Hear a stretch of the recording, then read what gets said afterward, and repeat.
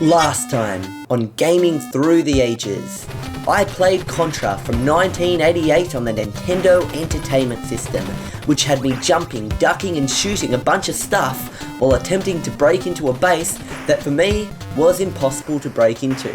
As much as I loved the graphics, the pseudo 3D effect in Stage 2 really threw me off, and the life system was so unforgiving that I eventually rage quit on this game.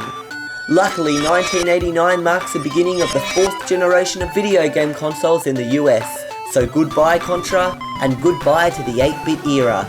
With some of these 4th generation consoles having a huge range of displayable colours and large sprites, we may be in for a bit of a surprise as we move to the 16-bit era. Welcome to Gaming Through the Ages, the series where we take a look at games from many different genres and consoles through time, from 1975 to now in chronological order. Once we reach modern times, we start back at 1975 and explore a different group of games. Viewers of this series were given the opportunity to pick any 1989 game made for the TurboGrafx 16 or the Sega Genesis. Golden Axe for the Sega Genesis got the most votes. This game takes place in the fictional land of a fantasy medieval world called Urea.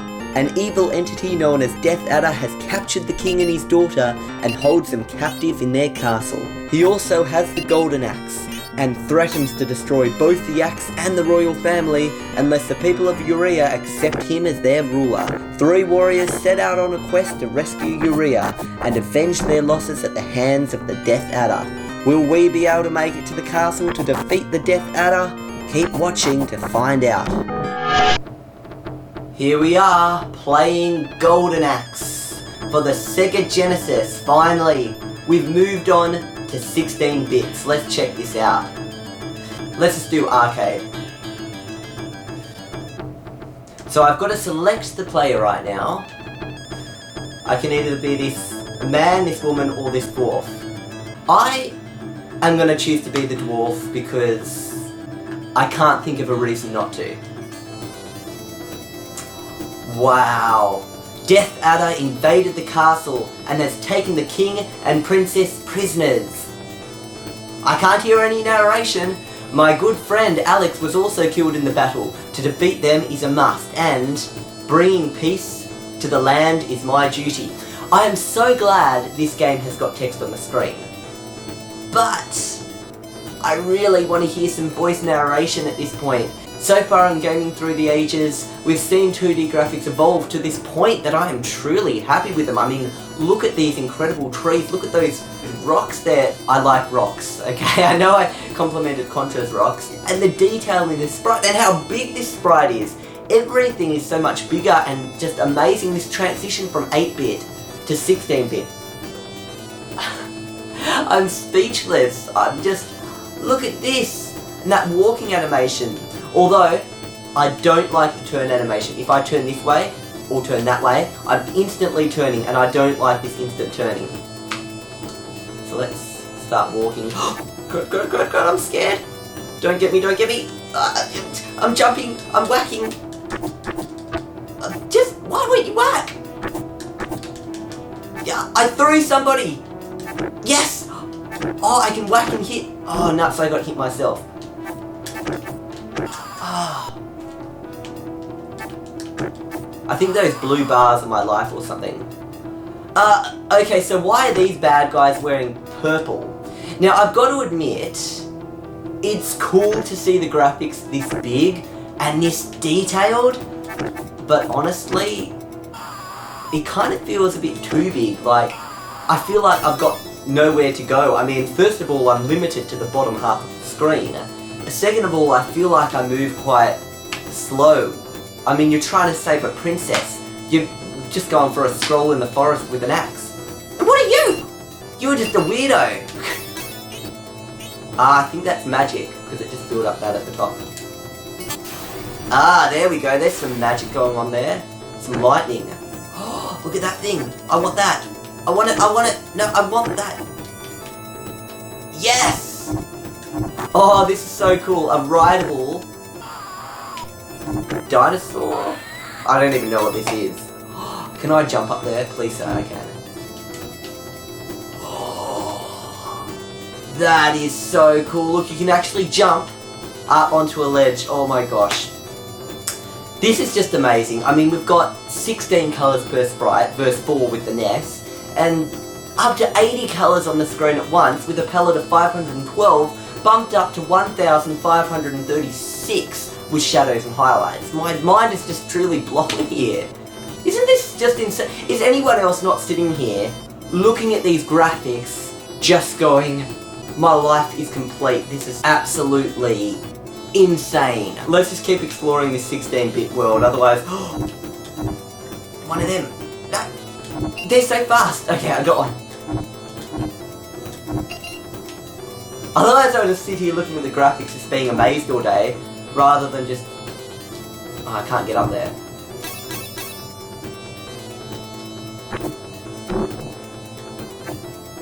No! Don't take my pink and yellow dinosaur. That's mine! Yes! Oh! Ah, I dodged ya. Hey! One of my blue bars is gone. That's that. Take that, I mean. That's that. Oh, we're on our way to Turtle Village.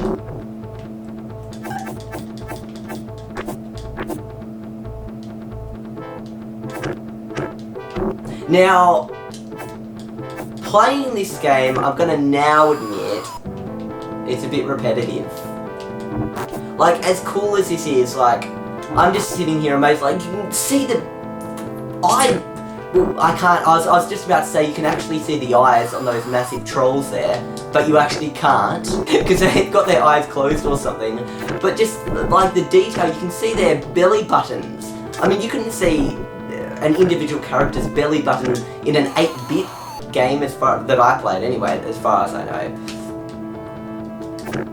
And I do like that it's not, like, I haven't been playing this very well, I've been hit and died quite a few times, but I do like the fact that it's not so, it's at least a bit forgiving, this game.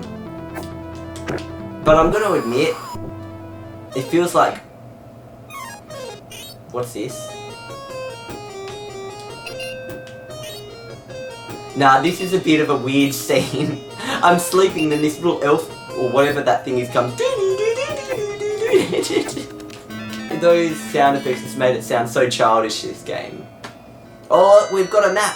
Our sworn enemy Adder is in his castle. I can even see the castle on the map. We'll take a shortcut through the Turtle Village. Yes! These games are actually telling me what's happening. We are taking a shortcut through Turtle Village. I just can't hear anybody narrating, which I wish there was some voice acting here. Actually, I've heard, you know when someone dies in this game, you hear that, like the death sound. That's voice acting, it's just no kind of voice acting for the storyline. But I haven't heard a word yet, but I have heard, if you call that a word, fine, we've heard a word, but not to me, that's not a word to me. I just find the easiest way to kill these guys is you jump, and then while you're in the midair, you swing your axe, and then they got no real chance.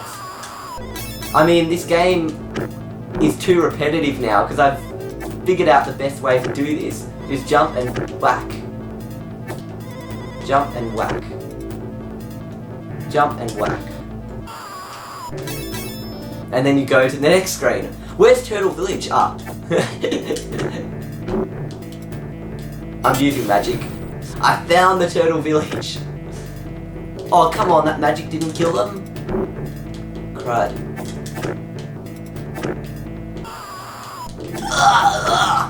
Thanks for the voice acting. Hey, everybody's got... Oh, okay, they're not gonna kill me. They're just running away from the village. Because a dwarf with a massive axe has come in. And there's a dragon! Okay, I think that's even more scary. I want it! No, I want that dragon! No, that can do fire! I've got to get on that dragon. Yes! No, you got onto it! Stop getting on my dragon! I want that dragon! Oh no, I hope I'm not gonna die. Come on, look, I'll get rid of everybody first. Magic, magic, magic, magic. I really need some magic here. No, I don't have any magic. That's why I can't do magic. Yes! No! Dragon! Dragon! I can't judge distance here, it's all 2D. Yes! No! Everybody's getting on my dragon! Get off! I want to blow fire at you guys! Yeah. No! I just got on that dragon! No! Stop whacking me off! And did she just laugh at me? Oh! The dragon ran off! That is so unfair! Why can't I kill the villagers? Not that I actually have a desire to kill villagers, but why couldn't I? Oh! This has a day-night system! It actually got darker! Did you guys just see that? I'm using magic because if I don't use it, it seems to just go away. More magic. Oh, why couldn't I do more magic? Maybe that determines the power of the magic. You can only ever use it once. Not using it like multiple times in a single battle. There's a female version of the scroll. Oh! What the heck? A pink dragon with a skeleton? I do want to continue. Yes? Yes! I like that you've got continues in this game. Duh! Every time I'm about to get on that dragon, somebody else gets it. I'm on the dragon. Yes! No! Why do you have to take my dragon? No! There really isn't much strategy in this game, I've got to be honest, and it feels really clunky. It's just, the graphics are so big, you move so slow. I love the graphics, but it's just a bit repetitive. Oh, not this scene. Oh, that just makes him sound so silly. Imagine if you're walking along with some sack on your back, and you're going doo doo doo doo doo doo doo. That's so silly!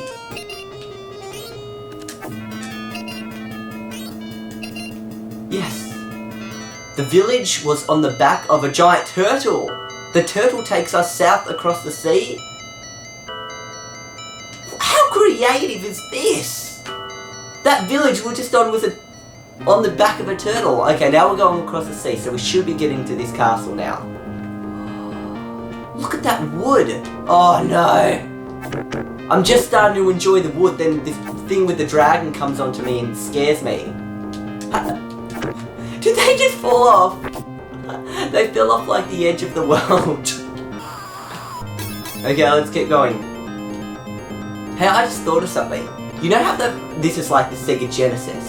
Yet in Australia, they call it the Sega Mega Drive. When I was looking for games for the Sega Genesis, I was seeing a lot of ads for the Hyundai Genesis, the car, and I just thought in my head, well, they call this Sega Genesis the Sega Mega Drive when it was released in Australia, so someone from the US might think that, well, in Australia, we call it the Hyundai Mega Drive. That would be a sick name for a car, the Hyundai Mega Drive, because you get it, it's like the Mega Drive, it's a car you drive, and with the console it was a drive, as in the computer drive. Sorry, my joke sucked. But you can just imagine, like, if there was an actual car called the Hyundai Mega Drive in Australia. It's like, you can imagine the TV ad. Oh, crud! Look at that Mega Genesis! I mean, Sega Genesis. Hyundai Genesis. I was actually saying crud because of them though, but I was trying to be doing a TV ad at the same time. Let's get rid of these trolls. Jump, whack, it's the same thing over and over. You can see so much detail, that window there. You can see like the wood on the... the wood on the window. You can see the wood planks on the window, the individual planks, and each plank has actual detail. It's not like just a solid colour, they're detailed wooden planks. They're like textured. It's so cool. And because there's so many colours and shadows and highlights, you really get a better sense of what everything looks like.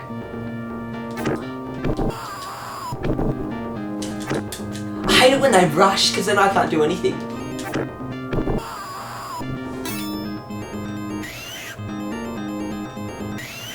Hey, I'm just thinking, it distracted me before, but imagine an ad for like a Hyundai Mega Drive in Australia, for a person who's just come from America to Australia, and it's like, hey mate, I heard you're from America. Well, in Australia, our roads a mega. If you want to go across the harbour bridge, or if you want to go centre of Australia to see Uluru, you need the Hyundai Mega Drive. Driving just got mega. Like, you can just imagine a TV ad for that. As cool as these graphics are and everything, I'm going to admit that this gameplay is just too... Like, if I die, I'm gonna leave it at that. I'm not even gonna have another go. I'll be honest that I am starting to get to the point where I'm just a bit bored of this game, and I could even finish it now. But for the sake of seeing if I can defeat this adder, I'm gonna keep playing. Oh! What the... He's got a knife! I mean a sword! You don't have knives that big. Well, I hope not. I'm just imagining, sorry with all these fake ads I'm doing, but you can imagine that guy with the knife on like a TV ad for Woolworths. Our food is so fresh in Australia, we get the biggest knives to slaughter the cows right on site. We slaughter, then slap onto your plate. Woolworths, the fresh food people. I'm not being paid, just so you know, by any of these companies to advertise them in ridiculous ways. Woolworths Australia is not paying me, Hyundai is not paying me, I'm just going nuts. Trying to think of stuff that'll make this more funny, because this game is just too repetitive. It's just jump, hit, throw magic, lightning strikes, and that's the whole game. From place to place, but I've just got to say, like, look on that building, you can even see like 49, RD number 1. Oh, you can't hit me while I'm in midair. How many hits does this guy take? Oh, thank gosh. Oh, not this. Oh, are those green guys for health? I hope they are, because I need more health, I need more lives, I need more continues. Okay, I like how it's drawing our little thing, like our path that we're taking. We have gone in close vicinity of the castle, but the way is packed by enemy lines. We must dare the fiend. I didn't get to finish reading. This game has no consideration for slow readers.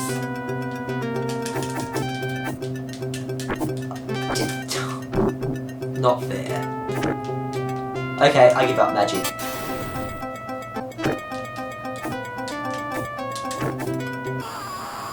Okay. It's a real long journey. Oh, where do you come from? You just like come out of the ground. The thing I don't like is that when I'm walking this way, then I switch to this way. It's just so sudden, there's no animation, and it just, maybe because the graphics are bigger now, it's more noticeable with these kind of sudden turns. Like animation, the bigger the graphics get, I think it kind of gets more crucial that you animate that turn, like, even if it was kind of like when you turn, I don't know, just some kind of a quick third image in between the, you know, turn, that would just make it a bit more realistic, because it just, he turns too fast and it looks unrealistic. You can actually see leaves blowing on the screen.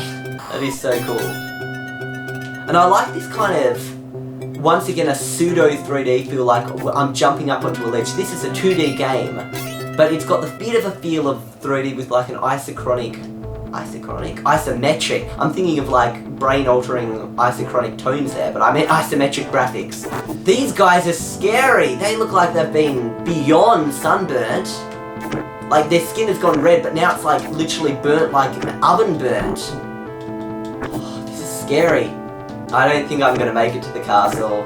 See what I mean about the gameplay? It's just kind of jump, hit, and that's the best way to kind of beat this. This might be the end, guys. We might not see what enemies come next. And the sound effects are pretty good, actually, but the music in this sounds less electronic now. It sounds more like, I could imagine a real instrument making that, unlike what we had in like Rad Racer. And I actually like that style of music, those kind of, I think someone called them chiptunes, but I like that electronic, digital sounding music. Game over. Well, we had a good run, but total score 111. Used, so I got a D. A D in gaming. That's pretty bad. I feel like a failure now, but okay, that is the first time I've ever played that game. Overall, pretty cool game. I am impressed with these 16-bit graphics. Like, I'm really excited to see some more 16-bit graphics games. And really cool, what we're looking forward to in the future is, and I love the title screen, how it shows you gameplay, but what we're looking forward to in the future is hearing some voice acting.